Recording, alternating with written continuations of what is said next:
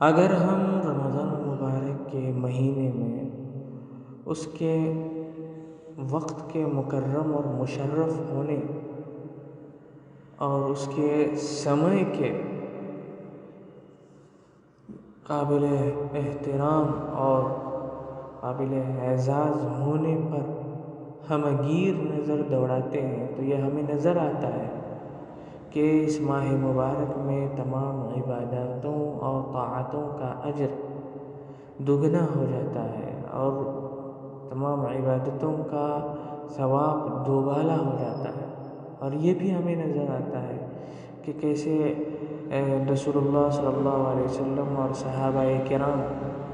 اور بعد والے سلف صالحین نے اس ماہ مبارک میں اپنی مختلف طاعتوں اور عبادتوں کے ذریعے سے اس مہینے میں خیر کے اوقات کو غنیمت سمجھنے کا اہتمام کیا۔ چنانچہ یہ ثابت ہے کہ نبی کریم علیہ الصلوۃ والسلام بڑے سخی اور دیالو تھے اور نہایت اہتمام سے صدقہ اور خیرات کی کثرت فرماتے تھے، اور رمضان المبارک میں اس بات کی کوشش کرتے تھے کہ زیادہ سے زیادہ آپ خرچ کریں اور زیادہ سے زیادہ آپ خیر اور بھلائیوں کے کام کریں۔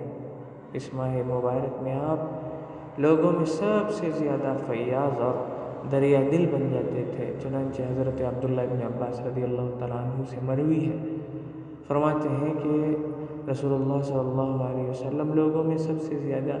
سخی اور فیاض تھے، اور رمضان المبارک میں سب سے زیادہ سخی اس وقت ہوتے تھے